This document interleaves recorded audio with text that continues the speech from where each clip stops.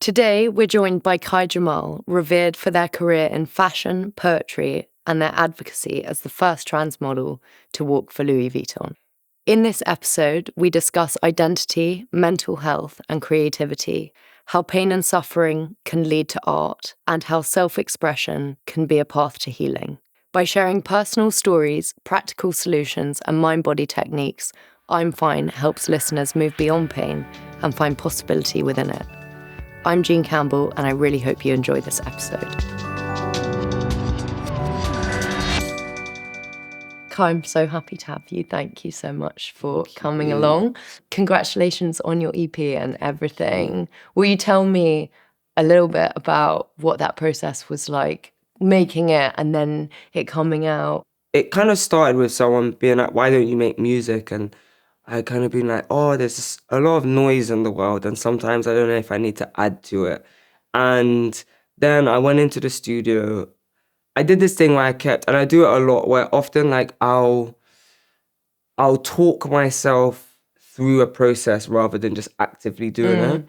And someone said to me, they were like, you're not going to make an EP or an album by talking about it. Or thinking about it. You kind of need to get in the studio. So one day I booked the studio, I went in, and the first session I had, I was with this incredible engineer called Billy, and I did this like song which sits on actually a later project. And I remember performing it or recording it and just looking up, and he was like in like floods of tears, and I was like, okay, I think we're doing something right. Good. There's something that's working with this.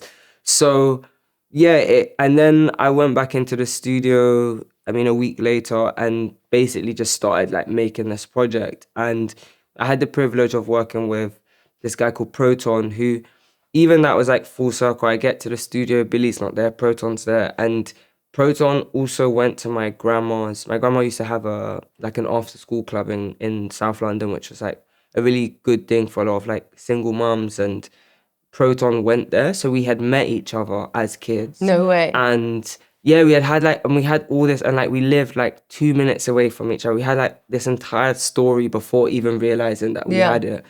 So again, it was like the signifier that this was the right thing, this was the right place. And then for like a year, I basically disappeared and kind of just buried myself into a studio. Had no idea what time of day it was, what the weather was like outside. And we just came up with these two projects, the Impatiently Waiting, which is out now, and then the second project. And it was just such a cathartic experience. It was about like reclaiming so much autonomy of self. I think especially as we know, like in the fashion industry, you're so often, you can bring something to set or to images or to whatever, but it ultimately is always you and someone else's gaze. And just being able to remove the gaze completely and it be about like substance and about what I was talking about. And yeah, that was like such an incredible, exciting way to start working again. And very quickly I had like 45 files of music, and everyone was like, okay, you've got to do something with this now. And yeah, and then Impatiently Waiting was born, and even just like the visuals and the identity of what it sounds like and what it looks like, all of it was about like delving into nostalgia and truly reimagining what the music I grew up listening would sound like with my voice as the leading voice. And that, I don't know, there was moments where I was like, God, stop being so narcissistic. Like, why does your voice have to exist in this? And then I realized, I was like, well, there's just not a voice like mine. Like grime, UK rap, like especially of that era, that there weren't, it was like a male-dominated industry. Like women alone didn't have that much space in it. And then on top of that, queer people didn't really exist in it. I don't really know, a single like queer grime rapper. And I think there was something really special about that, and being able to reimagine what also poetry looks like in that format, which was really fun. And now it's out, and I think the scariest part was not recording, not making it. It was like Like resisting wanting to birthing do it. Yeah, and just like constantly like thinking, and at one point I stopped thinking, and it was almost like I wasn't even writing. It was like something else was like governing me to write all of this stuff, and then the 3 songs came from it, and we had like I had a really strong idea about what I wanted the visuals to look like. So I worked with Hector, Doctral, and Steph Metal on the 3 visuals, and then we had like the final visual, which I was working with Foundation, and we got access to like recording it in the Tate, which is So a epic. dream location. Obviously, you're such a multifaceted person, with your music, your career in fashion, poetry, and everything. How has your identity informed your space within it? Being a model was something that felt so far away from the life that I knew, or like things that my friends were growing into or family members were growing into. It was like a whole nother line of work. I think writing, again, was another thing that I didn't see it as a job. I didn't know that there was like a career to be made out of it. And I think every single element, whether it's like music, poetry, fashion, they're all influenced by my identity. I think my identity almost sits at the core of it, and everything else revolves around it. And I think fashion for me was a very integral part in being able to not vocalize it, because I think poetry existed as this incredible space, like being able to talk about yourself or your identity and like metaphors, or using prophetic fallacy to talk about how you feel is an incredible way to process it, but also slightly escape it, because you constantly are weaving this world which can be whatever you want it to be. And I think fashion is a little bit more confronting. It's like it is based on what you look like, and and what your body can be clothed in. And I think, and also like other people's interpretation of you and you within their vision. Exactly, and where you sit in that. And it was I mean, at first, I'm sure you also had it where you just say yes, and you don't ever like imposter syndrome. Yeah, you're literally just like, I'm lucky to be here, let me just put the clothes on. And I think over time you start building relationships with brands or with creative directors or designers or photographers, and you start being able to bring your own impact and vision and identity into it. And I think there was a huge part of that where suddenly I was like, actually, I don't want to be seen as this one thing. There's so much of a nuance to who I exist as. And actually, fashion allowed me to step outside of myself. And we went into lockdown. And I remember saying to someone at the time, I was like, I just don't want a gender. And they were like, just don't have one then. And I was quite bemused, to be fair, because I was like, wait, what do you mean? Like, had you ever thought of that before? No, I had felt that I didn't exist in gender, but I didn't ever think there wasn't a space in which you could completely remove it, or transcend it, or because I think so many people see a transition as like, from A to B, and then that's it. Once you're at B, you're transitioned, and I don't think, and you're now that thing, and I don't that's not my experience, and I think every trans person or non-binary person or everyone has a different identity that they find, and I think it constantly evolves, and I don't think anyone has like a linear way to get into who they are truly. But there was this huge breakdown of all of these like rules that I once lived so rigidly by, and realized that actually they weren't rules, they were just something that someone's told you. Someone says you must have a gender, and the moment that you're kind of like, well, I don't have one, it kind of just like implodes everything, and you're kind of just like, well, there's no rules to anything now. I can be this multifaceted person, and I can lean into every type of person that exists in this one vessel. And I think that was the fun of fashion. Like, fashion is, it's a lot about characters, it's a lot about becoming someone else, and that was so And like embodying.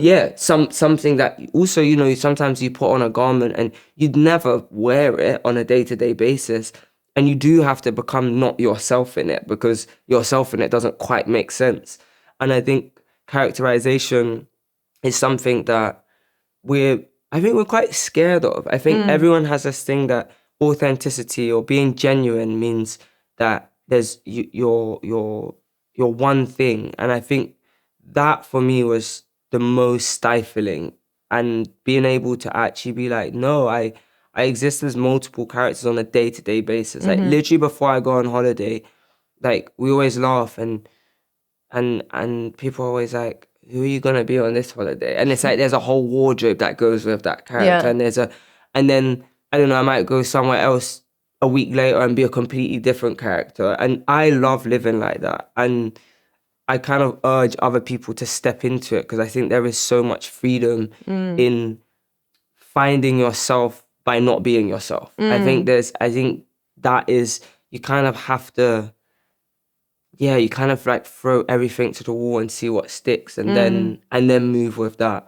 So all of them, I think poetry gave me like a voice, fashion gave me like a playground, and then music, I think, is kind of the sum of it both, of it being like, oh, this is me telling my story, but also leaning into, you know, even in Jungle, like the character that I play is me, but it's just me when I was 15, 16 years old. And also writing from that place, like linguistically thinking about what words we use then and the way in which language has shaped since then and evolved since then.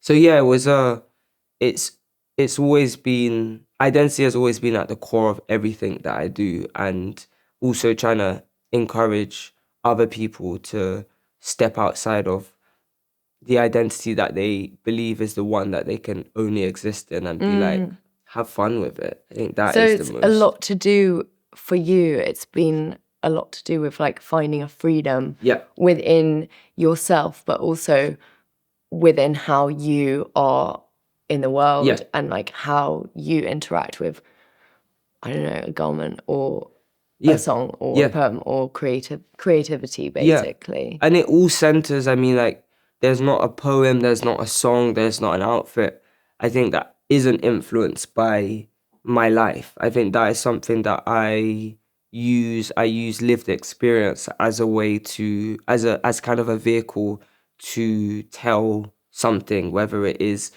you know, a memory, or if it's reimagining a future that doesn't quite exist right now, or like we were talking about rewriting. You can literally change your reality on paper, and I think that there is something so like enchanting and incredible about that. When you were first entering the space of fashion and like that world where you are represented a certain way, or you're fulfilling a role, essentially. What was that like for you in terms of how you connected to that or felt disconnected? I think it's a constant tug and pull between both. I think I often feel quite, it's weird actually. I feel very in tune with my body, but I feel very disconnected from my body. And I think that becomes quite a difficult way to navigate anything, because that discomfort originally kind of like made me shy away from things, or internalize, or sit there and try and like find the solution. And I think the biggest lesson in it is that discomfort actually births probably the most glorious part of identity, or work, or inspiration. And I think it is about, you know, being able to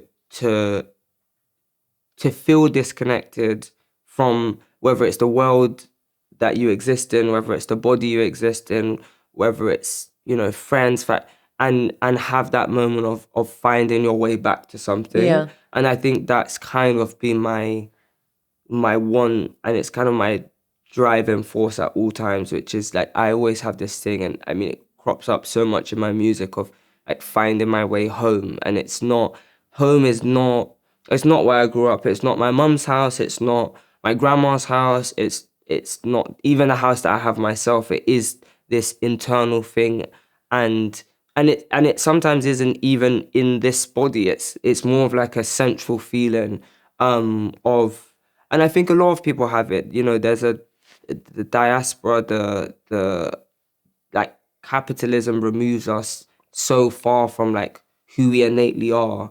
Without any of the stuff. And then on top of it, like the fashion industry, the music industry, like all of these industries that we exist in also don't often bring ourselves closest to us. Like someone was laughing, they were like, oh, you must feel like so fab at Fashion Week. And I was like, I don't Actually, know. no. I was like, I think Fashion Week is actually kind of a week or a month of everyone feeling so insecure, feeling so like trying to find the center. Yeah, and trying to ground ourselves, and you're not eating enough, you're not sleeping enough, you're running from here to there. It's like very hard to find like a grounding moment where you can just exist. And I think, yeah, it's actually a funny time where you're meant to feel probably quite crap but look incredible. And those two things are like almost impossible. Well, it's like that disconnect between, it's that thing of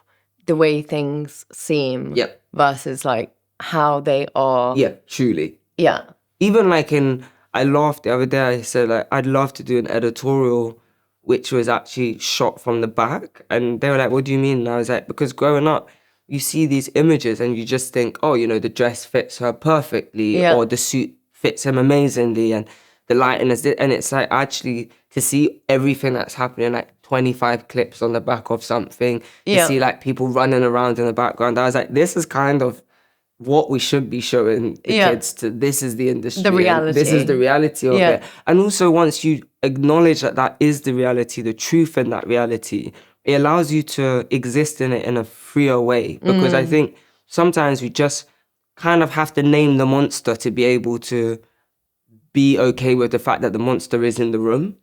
Or the monster is the room sometimes. And I think that's a really important part of like self-preservation, to know that you're not burnt out and you're not going insane. You're just tired and hungry, and you haven't hung out with your friends and done nothing for a while. And I'm also being like invisible in a nice way, where like you're just existing. Yeah, like in your pajamas in your house, like having hot chocolate. That is kind of where I'd love to exist more. Yeah. In your song GQ, you talk about switching codes. Yeah. Will you talk a little bit about that? Yeah. GQ is like actually the most interesting song on the EP as well, because it basically is a response. It's a response. I went to an event, I experienced something, and the next day, instead of what sometimes I call wallowing, sometimes I call processing, but it depends. Yeah, it can be both. But I had this thing, I was like, okay, no, I've got a studio session and I don't feel good today, but that's exactly why I need to go to the studio today. And I got up and I went. And GQ kind of just fell out of me. I mean, we wrote it, we wrote the piece of music first, and then it just kind of like flooded, and it just all came out. And it in itself was a therapy session. And it speaks a lot about, code switching and people, or like someone you love not being the same in a different room. And I think that is something that is quite a universal feeling. I think a lot of us have experienced that thing where, whether it's like a romantic partner or just your friends are different, or like even like, growing up when you're like, you'd invite your friends around and your parents would suddenly feel so foreign to you, because you'd be like, this is not how you act when no one else is around. And it also talks about how that forces you as the other person to also have to switch codes. And I think there are so many like metaphors that come with it. Like there's also this switching code of like your number, like this like +44 +13 or whatever. That was like a part of it. And that was, I guess, a huge part of GQ, outside of the fact that it's like a heartbreak song.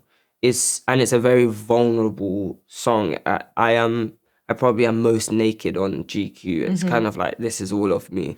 And yeah, it was birthed from that, and that's what people have resonated with it so much. They, like, so many people, it's actually the most streamed from the EP, and it's also people's favorites, which was funny because I wasn't even gonna release it. It was like really written and recorded for me, and then it kind of was like discarded, and suddenly like my team heard it and was like, wait, this needs to definitely be put out.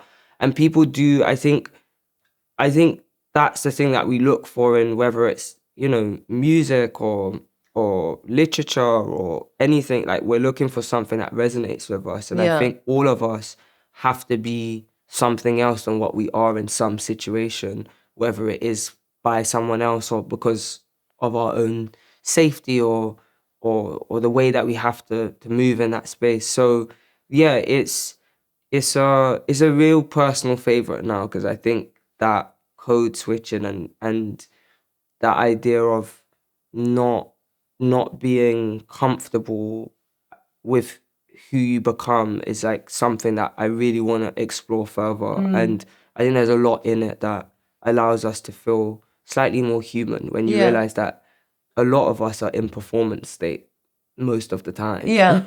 It's weird when you think about like who you actually are, and when you dip into like, you know, essentially like mirroring what's going on around you, or mirroring it in a way that you think you should be. Yeah.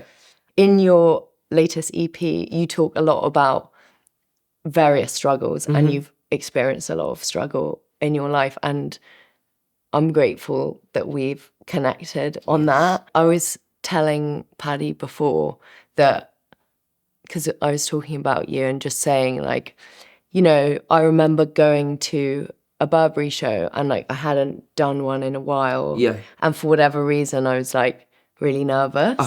And you were the person who like came up and we chatted, and it just felt like normal for a second. Because that was probably like an example of an aspect of performance where you're like, oh, but do you actually know what's happening or whatever? Yeah. But I'd love if we can talk a little bit about each of the songs and like your journey with mental health, not journey, just like your evolution with mental health. Because what's so inspiring for me, I'm sure everyone else, about you is that you have, I think it would be very easy in a way, like you said, to like wallow or to be defined or destroyed, whatever you want to say, by certain experiences and like mental health challenges. And you've very much been someone who's like catalyzed that into like immense creativity and like generosity also to the world, whether it's like you at your launch in hairdressers, or whether it's you like how you are with people backstage, or like the coffee person or whatever. So I'd love to just talk a little bit about that and how you kind of are becoming or have become to where you are. I think it's a few things. I mean, I was raised with the notion that like kindness is like the best currency that we have, and showing up for each other. And even where I grew up, like in South London, you know, and I speak so much about it on Cost of Fortune and a little bit on Jungle as well. And it's this, you know, we grew up, you know, in the suburbs of the city, like deep South London. And people often firstly like speak badly about South London. It has like, you know, this kind of like rep. And okay, fair enough. Sometimes I'll go back home and I'll be like, I need to get out of here today. It's not working. But, you know, that belongs to people, and that for some people is like all they have. And I think when you grow up in South London, you have this. I was talking to my friend from West. She was like, you guys are so patriotic about South London. And I said, yeah, well, when someone like, or when everyone kind of looks down on something and it belongs to you, you're kind of like, okay, maybe it's like shit to you, but it's like, our shit. Like whether or not you justify that or you see it, like it's something that's really important. And I think my formative years there were so important because people don't have the privilege or the luxury to wallow. People are just, I've seen mums lose their son and the next day, they've got to be at work and they're nurses or they're teachers or they're looking after someone else's kid, or I've seen people lose everything and like open their door. Like even my mum, our house was open to so many people growing up who, because of that idea, someone always has it worse than you. And I think there is something really important about how you extend that further. For me, I have the privilege of being able to not escape where I grew up from, because I don't see it as, this punishing place that I have to escape from. But, I've been able to leave certain things behind, and there's such a privilege with that. Even now, I own a house, which is something I didn't consider happening growing up. And now I own a house that, someone right now is struggling.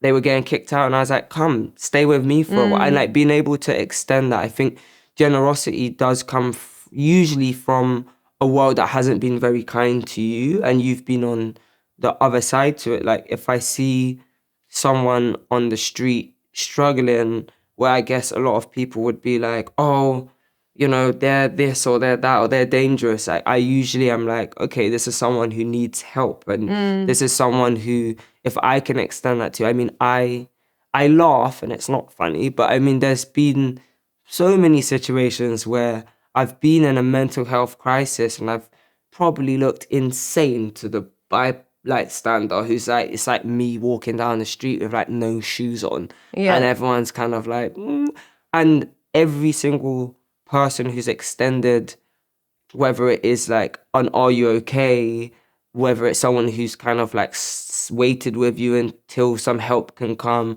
Remember once this woman like letting me on her longboat and making me, and I'll never forget, I was in such a bad crisis and she had a boat in Hackney Marshes and was like, come on and I'll make you tea and I'll have, do you want like a jam sandwich, which also like peak nostalgia as being a kid. And just that comfort and that extension of want or love or just seeing someone struggle and being like, this is my business. Like I think that's something that comes from feeling like you're nobody's business. I feel like I grew up thinking, no one cares. I don't need anyone. And it forced me to be very like lone wolf in my mentality. And now I'm learning or slowly learning to, receive help and to know that that isn't a weakness, and actually being able to share an experience with even a stranger is so powerful, and it can really like change.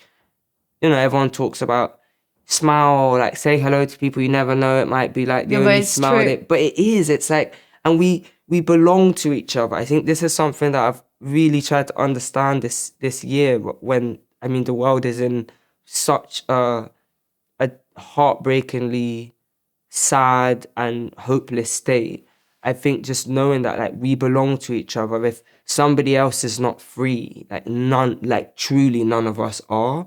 And I think capitalism and the Western world like makes us believe in like this like individualistic approach to everything. Like this is my house and this is my garden and these are my clothes and these are my friends and this is my career. And this is mine and it's just mine, and like I'm just responsible for mine. And you can change so many people's lives with like the smallest amount of generosity, or extent, or you might change your life. You might meet someone, like I love to have a conversation with a cab driver. My phone is full of voice notes, which I asked them if they would consent to it, because they're like the best sound bites, best samples. And they're just like cab drivers that I'm sitting in your car and basically getting into your house. That's like as close as it can. Like, why would I not interact with you? And what I can take from this, from a creative stance, like everything inspires me. Like, if I'm on the way to the studio, instead of just putting my headphones in and being in my world and doom scrolling on TikTok or Yeah. Instagram. I'm like, why don't I actually have a conversation? And Well, you're like making a choice as well to contribute to the world and in a way that responds back to you. Yeah. How would you attribute the cost of that like lone wolf mentality that I think is very kind of it's quite a strong trait of like the darkness that mental health can bring?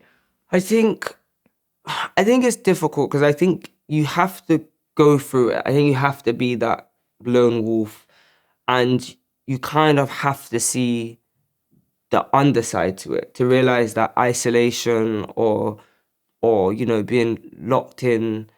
Jennifer Lewis, who I often listen to when I don't feel well because her voice is just enough to kind of make you get out of bed, but she does this incredible breakfast show interview, and she says in it, she was like, don't be in that dark room by yourself. And I remember being in the dark room by myself listening to it and being like, I have to get up. I have to go outside. I have to see one person to just remind me that humanity does exist. I think that's what depression wants you to believe, that no one cares and you are alone and no one can understand you. And there's a narcissism that and comes also with you're it. looking for evidence Constantly. and you'll you find seek it. out, oh my God, you seek out the worst person for you because you're like, this proves, me and my therapist talk about it. She's like, you'll give something to someone who is unattainable because it proves like, see, I told you from the jump, no one cares about me.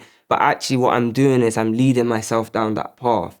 And I think you have to find this autonomy to being like, no one is going to save you. No, like it's impossible. No one's going to pick you up, scoop you out of your bed, give you a spoonful of something and everything's going to be okay. But you can lean on people and you can be inspired by people, or you can also not see anyone and you can just pick up a notepad and a pen. And that in itself is like a commitment to you and a commitment to a future. And, I often, when I'm in my darkest hours, write about a tomorrow that in that moment, I sometimes don't even believe that tomorrow exists. But if I write about it, there becomes this need to see it through and to get to the other side. Well, you're imagining also something different. Yeah, and it makes you realize that you could just do 3 things that day, which could actually get you to that tomorrow. And I think the lone wolf mentality is also, what comes with being an empath and being, you feel everything, and because you feel everything, you are taking on so much, and each day it feels like such a weight to continue. But there is a beauty in that. Like being an empath also means that I can, and also being like mentally unwell. I remember someone being like, God, you really couldn't have wrote that unless you were like really as quite screwed as you are right now. And I was like, yeah, and it was like funny. And I was like, it's so true. And they were like, you just made a poem, which is basically a play about you dying and you haven't died. And like, isn't that incredible? And there was something, there was moments where I just felt so hopeless. And the only thing I had was my imagination and my voice and my love for words. And I was just like, okay, let's just turn it into something else. And and then you start seeing that it resonates with people and it makes people feel less alone. And, you get messages from kids being like, I've come out to my parents because of this poem or because of this image, and you realize that we have an impact, like we truly have an impact, and we have a duty to like, the generation below us to give them more tools than we were given and give them more safe space than we ever thought we would have. Our parents' generation is almost even more removed from it, and they brush more under the carpet. And there's a really incredible saying. And we don't know also what it was like for them. For them, exactly, because there was their own set of obstacles that they had to, get through or past. And there's this incredible saying which says like, it ran through my family until it ran into me. And I think for me, it was always that. It was like, not only my family, but, you know, my environment where I lived, like my culture, all of this thing. As Black people, often therapy is something that, you know, there's people that are like, "Well, therapy is a white person thing," and I'm like, "Oh no, we're just so removed from believing that we are entitled to having this, and also obviously access and medical racism and all of those things." But you know, it is something. It's a tool that truly, yeah, changes your like therapy, whether that is, you know, sitting with someone and doing like CBT, or if it's just journaling, or if it's, you know, some people running is their therapy, some people going to the club is their therapy, music is their therapy. Like, I don't know, there's so many forms of therapy. Even just getting up and going to the shop alone can be that day's enough. Did you have like a moment, a specific kind of tangible moment where you realized that you needed to have therapy for yourself in whatever form, or that there was like healing that had to be done out of a necessity? I think I kind of had been in and out of therapy from a very young age for different things.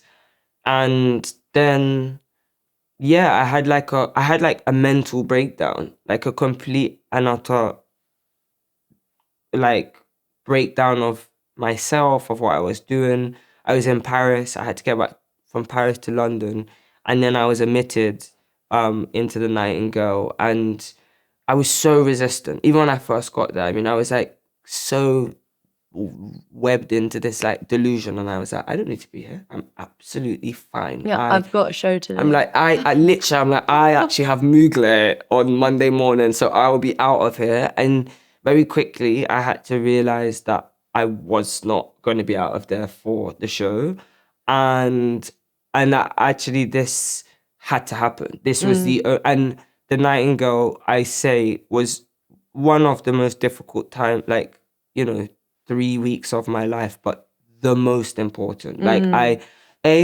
walking around the building where you'd say to someone, how do you feel? And they'd literally tell you exactly how they felt. Genuinely, like, I hate everything. Like full-on democracy. It was great. It was like, I mean, it was like people not saying I'm fine. I mean, like, we've spoken about it. Like, there's so many things that I now can laugh about, which obviously at the time I could not laugh about. Tell them. But I mean, I came from Fashion Week, so I arrived with 2 Ramoas, which is also just like quite a vision in itself. And then inside my Ramoas had my Fashion Week looks. So I would think that the most normal thing for me to do every day would be like, I'm going to put on a look as if I would be in Paris. You know, that's like normal for me. Also so like a nice escape, probably. Yeah, I think it was also like a little bit of like normalization. And I'd sit and, you know, I'd put on, I had this like Givenchy 2-piece and this like Prada hat, and I just sit in this like group therapy, and everyone's in their like pajamas, and I'm just like, I'm absolutely fine because I'm in this like very nice look and everything's fine. And there, you know, now I can look back and be like, God, this proves that you really should have been in there. Like shuffling down the corridor on your way to group therapy. In my like new Miu. Yeah. But there was something about that which was also about me holding on to something that was important to me. And, you know, whether or not fashion is difficult or whatever, it is something that's important to me. It's like how I've built a career. It's how I've met incredible people. It's like how I've made like, you know, an opportunity, changed the course of my life and my family's life. And so there is something to it that I needed to hold on to. And yeah, and I think it is that. I think ritual is really important. And I think having rituals or, you know, some kind of structure or traditions that you keep up to that are for yourself, even in those like darkest moments, are kind of the things that see you through it. And I was able to use clothing in that way. And I think that one day I'm like, I have to do a fashion story about it. There's an entire like editorial in there. That. Do you know what I mean? I'm like, there's definitely something in it. But it also reminded me that fashion was not the enemy. And actually there are definitely parts of it in the way that I cloak my body and the way that I can feel in a certain garment, like that was what I needed at the Nightingale as well.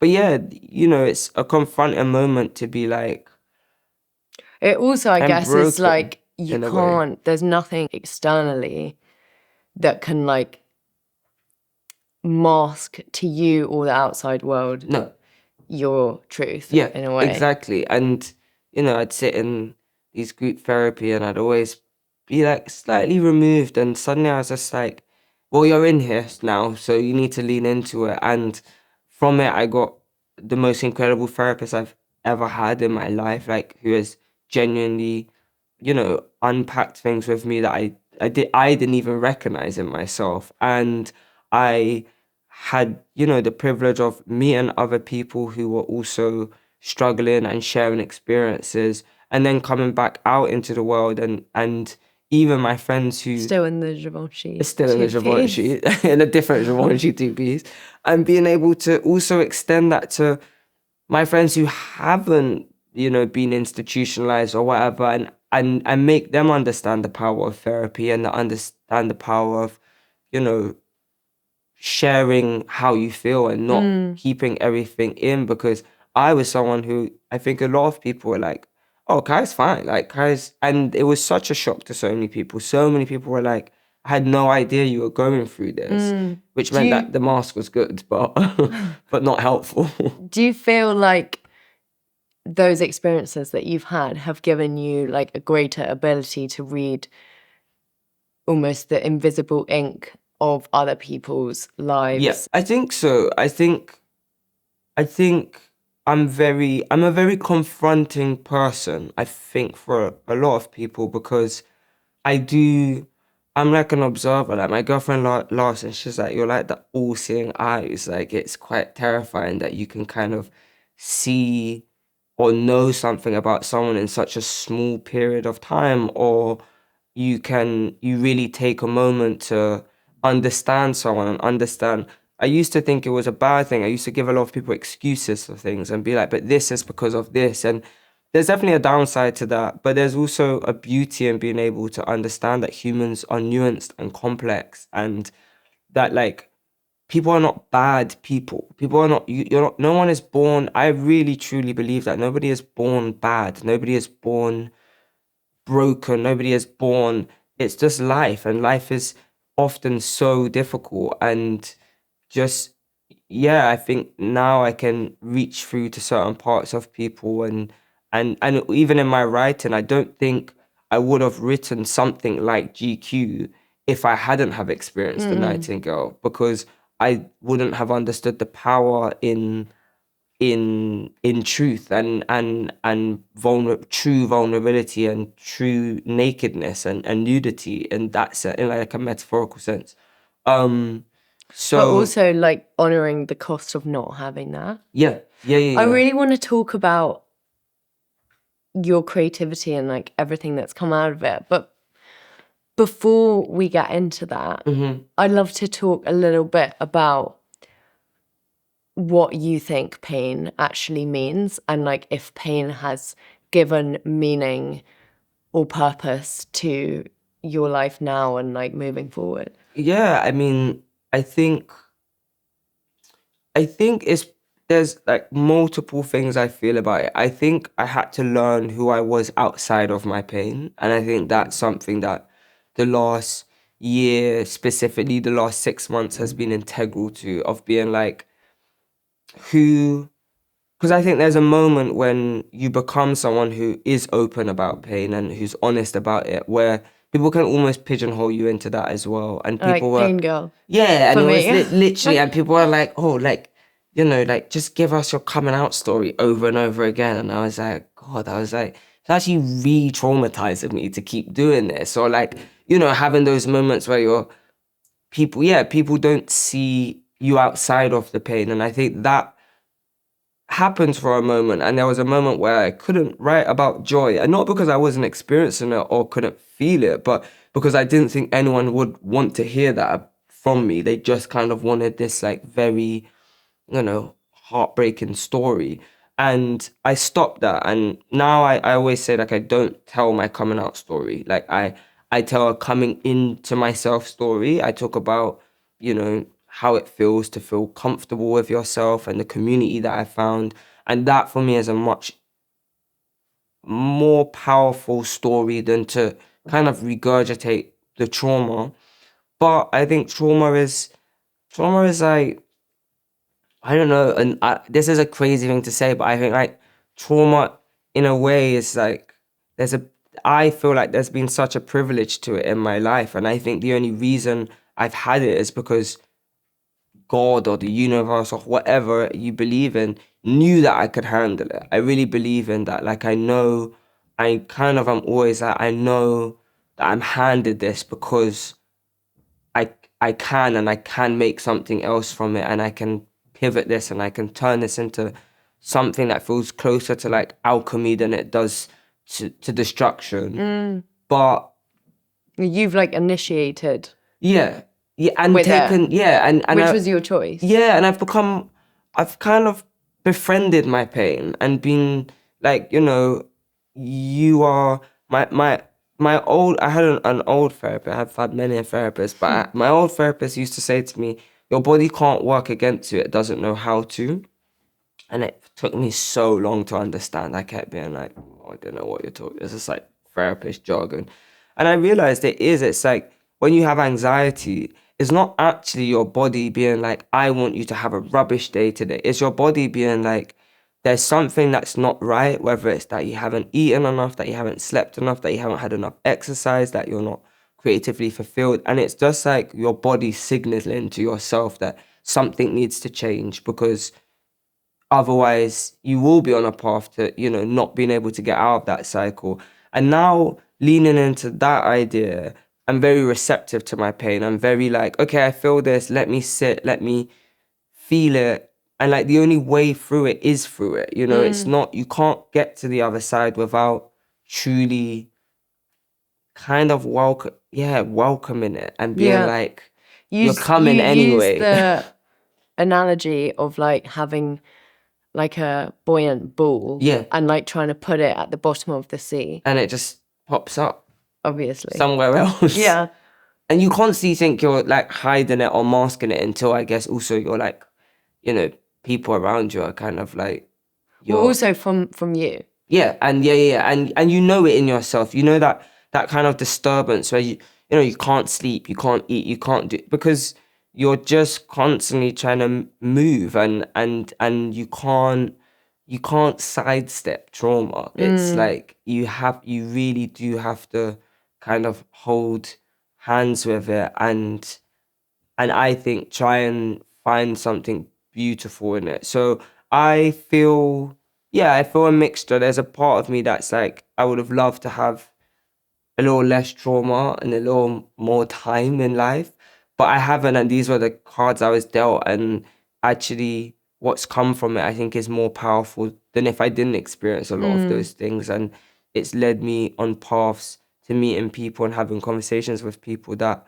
I never would have. So I think, it's the balance, and it's the fine line of being able to name it and to be able to stand like toe to toe, eye to eye with it, and you know, and allow sometimes for you to be decimated and to crumble, and then be able to build yourself from it. But I think avoiding pain and trauma is the thing. I think we see it as such like a negative thing, and we try and put all of these variables in our life to stop pain. Like, even things like painkillers. Like, sometimes I have this thing where I'm like, I have a headache, and everyone's like, oh, take a Nurofen. And I'm like, no, I just have a headache, and like, I kind of just need to like have this headache, and then it will pass. And or I need to drink loads of water, and like, I need to not numb it. Or maybe like have a nap. Or have a nap. Or eat something, probably, usually.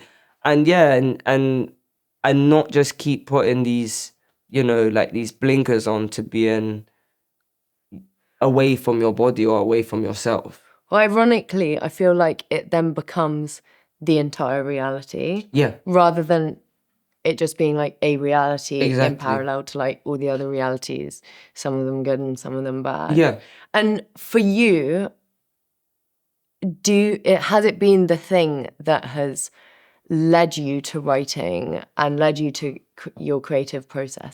Or is that something that was there already, but then came into its kind of full force when you needed it? Yeah, I was always interested in storytelling and writing and documenting and archiving. That was something I think since I was a kid has been obsessed with.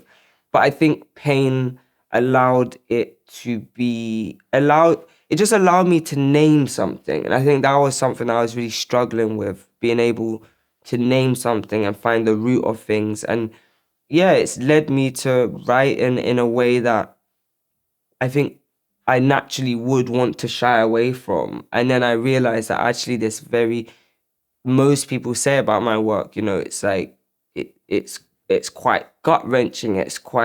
It can also be joyous. It can take you on like multiple emotions, but a lot of it is that. And I remember recently someone said to me, they were like, you know that you've had some obstacles. And I was very like, what do you mean that you know that? Like, how would you know that if you don't know me? And she was like, because she was like, pain exists in you and you can see it. And she was like, it's not the bad thing that you believe it to be. Like, it's what makes people walk towards you. And it's what makes you feel open. And it's what makes your work, fall in the way that it does in people's ears. Like, yeah, it's just a part of who you are. And I'm really now so thankful for her to say that, because in the moment I was like, God, how offensive. Like, you're like, I'm like a walking like pain problem. And she was like, no, she was like, you can tell in people's eyes, you can tell in people's smiles, you can tell in the way that people treat other people, that someone's been through something. And it also kind of means that the people that do walk towards you are usually the kind of tribe that you want to build with. Because an unflawed person is terrifying to me. Like someone who's like a robot. Oh yeah, I'm like, you think you haven't experienced something, but you definitely have. Everyone has. Like nobody is, whether it's loss or it's heartbreak or those things are not based on like your financial situation or like your privileges. Yeah, they're completely universal, and they're the things that bind us to one another. I think like and transcend the things that split us apart. Me and someone across the world could have a very similar feeling and have lived a lived experience that is nowhere near similar. And I think that there's something really powerful and beautiful about that too. I would love if you could read this poem that you shared with me a while ago, because it's beautiful, and I'd love to talk a little bit about like your creative process. Yes, so the poem, I guess for context, so it was when someone was asking me to describe my gender, and I had started going into schools and doing this like workshop where I basically got kids to talk about their gender without talking about their body or their like physicality, because I think that's especially in our industry, so much of it is built around that. So this was like a poem I wrote to kind of, I guess, exemplify to them how it could exist, and it's called My Gender is My Gender. And it reads as, my gender is my gender, but when it doesn't fit, I have to find some other words for it. So some days I swear it's an untied shoelace, it's a cold shower, it's a new space, a negative one. Sometimes not. Sometimes it's camo pants with really heavy pockets. Some days it's the keys. Some days you can hear it before you can see it. Some days it's a cropped t-shirt, a vinyl crackle, it's a shackle, it's raised skin on my ankles, it's a purple hue, it's a Prince song, it's Whitney Houston's I Wanna Dance with Somebody, or How Will I Know? Some days I think, how will I know what it is today or tomorrow, because tomorrow could be sung and then the following screamed. So sometimes it's a drum in the bottom of the ocean, but also a waterfall. It's devotion, a praise, a worship, a sentence I never asked for. It's a word I never heard before. It's a sound like when you open up a fizzy can. It's a flower, both when it's blooming and dying, or even drying. It's an argument and sometimes a conversation. More time though, it's an apology. Sometimes a song, sometimes a prayer, sometimes nothing that I want it to be. Sometimes something people might not want to pray for. Sometimes it's something that people want to stay for. It stays sometimes, and other times it leaves me alone in bathrooms, forgets to hold my hand, drags me through the sand on my back and chokes me tight, and then blows smoke into my mouth. It's proof that God does make mistakes. It's an intentional mistake. It's no such thing. It's a contradiction. It's a grapefruit. And honey on fingers is a bridge. It's also the troubled water. It's still and fast flowing and it's pulling me under. But sometimes, once in a while, I swear I can keep myself afloat. So sometimes it's a boat in a storm. Sometimes it's a storm in a bottle. It's a bottle or two. It's a pill on a tongue. It's the tip of my tongue. It's often on the tip of my tongue, but I can't always quite remember how to say it. Can't quite forget it. That I made it, me and this mouth and this body. Sometimes it's this body. Sometimes this body is just a miracle. Sometimes it's a miracle that I can be still in this body. It's the northern star. It's the southern star. Spelt like STAH. It's the sunshine when the moon is still out. Sometimes I run out of words and I simply make a new one.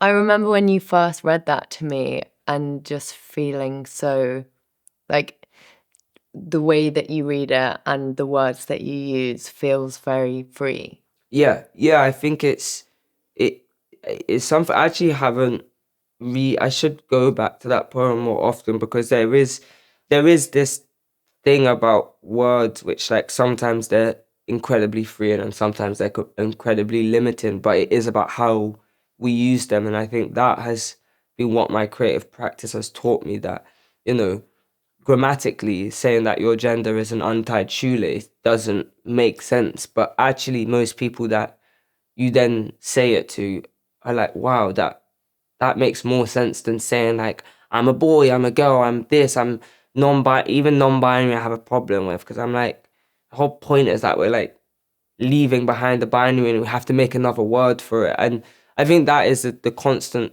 tug and pull where words can feel so stifling or so expansive. And it is about just like, again, not playing by the rules and being like, if I want to identify as a northern star, then so be it. Why are you not allowed to? Yeah, exactly. So be it. No one can actually say that it's wrong. I'd love to talk a little bit about like what keeps you inspired and what you would invite someone listening who needs to hear it. Yeah. What they could look out for in their life to inspire them and like give them empowerment. Yeah, I think journaling is such an incredible way of like documenting things. And I think journaling in so many ways, like, doesn't have to be, some people find pen to paper difficult. Sometimes you just write a couple of things in your notes app. Sometimes, I mean, when I was in Istanbul, I was really inspired by the sound of the bazaar. So I just recorded the sound of it because I knew at one point I could come back to it. And I think there's so many ways of like documenting or archiving or like creating this kind of like scrapbook of things that you can lean into.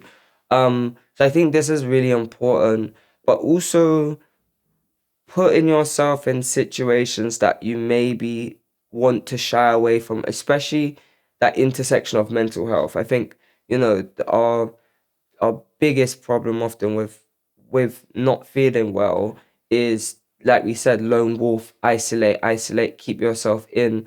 And actually, I think, you know, sometimes I feel awful and I feel so uninspired and I've got writer's block and I just can't like fathom what I'm gonna do to get out of it. And I just like go for a walk, or I take my headphones off, or I wear a wired headphone. Actually, that is my thing because they're not as good, they're not noise cancelling, so you can also hear the world around you. And I just or I get in a cab and I purposely talk to that driver, or I go into Morrison's and like, I don't know, try and help someone, like try to extend myself and realize again that, yeah, I am not one, I am not one thing, I am one thing amongst so many other things, and like actually leaning into that. And also getting out of the city, I think is really important. Like going to places, traveling, if you can, like even if it's not, you know, to another country, even if it's just going to like the countryside, whether Epping it's Forest. Epping Forest, whether it's Scotland, whether it, like just getting out of like your known environment is really important. And I think trying to just like really believe in who you are, and what I think is so hard when your mind is tricking you and like making you believe that you are this or that. And I have like friends, or I have photos, or I have memories that I always go back to be like, no, like this person loves me and this person feels loved by me, which is like even bigger of a like treat, I think, to feel. Or like this was when I was really happy, and like this is attainable again, and just reminding yourself that that day or that week or that month is not your be all and end all. It's not permanent. No, and like, you know, I hate to be like, you know, the sun will come out tomorrow, like it's very like, but it will. But it will, whether you want it to or not. There's days where I haven't wanted the sun to come out like the next day, because I've been so, even the sun coming out is a reminder that there's like work to be done. But there is work to be done, and like we are just all, I think we're just all this like almost like huge amount of text, and it's just like highlighting the bits that you really care about, and that make you feel alive and make you feel fulfilled, and yeah, and just also deciding what you want that to be. If you don't feel it, that you have any text to highlight. Yeah. Or just taking a highlight and writing that text yourself, and it being like a whole new script. And yeah, just not being scared to reintroduce yourself and being like, this is not the version of myself I want to be anymore. I think that is like a really, and you can do that every week. You can do it 5 times in a day if you want. You can reintroduce yourself to a different person as someone different every time. Yeah. But yeah, there's just no rules. I think that is the thing that I always like try to encourage people to realize. There's no rules, there's no way, there's no A to B. Could you please share a message for you in the past? Probably like walk towards the thing that you feel, because most of the time when you're a little closer to it, it's a different size. And also go where's warm and not what's cool. I keep saying this all the time. I'm like, no, cool, warm. Just go where's warm, find the right people. And yeah, just don't give up on yourself. I think that's the most thing. Just like live truly and fully in the way that you want to, and everything else slowly does fall into place. And sadness is okay. It's not something to hold on for too long, but it's okay. Like it's not a sentence. Kai, thank you so much for doing this, and thank you for everything, and I'm so grateful that you're a part of this. Thank you for having me. Thank you so much for taking the time to tune in today. I hope you enjoyed this episode. To support I'm Fine, please subscribe to our channels or follow us on social media for updates. See you soon.